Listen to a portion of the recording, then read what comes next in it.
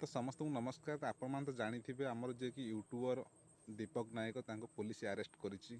तो कथा यह थिला जे गोटे लोकटे मेडिकल जाइथिला।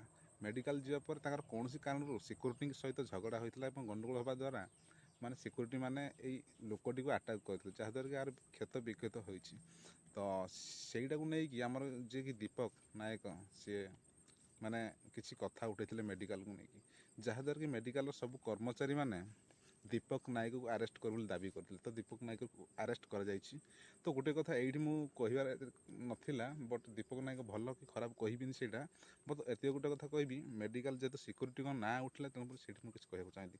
तो दिन था मुझे मेडिकल मझी को नहीं बट छोट था। तो से मोर भी सेमती सेम झगड़ा होता कहीं आम 7-8 जेहतु मेडिकल रहिलु छोट पिलाटा को लेकिन जाइलु आम 2 जन। तो राति है मतलब आमदी कहे तुम तलू पल 4 महला तल जा शोब आम ताला पकईदेबू माने लेडीज मानक माने ये भितर एंट्री ना बोले राति अधर जदि कौन सुविधा असुविधा हम छोट पिलाटे तो कि झील पिला जड़े कौन कर आम तले थी सहित आम ताला पड़ जा तो आम आसबू केमी। तो यह नहीं कि आम झगड़ा होता ता सहित से पुलिस भी आसिले समाधान कले।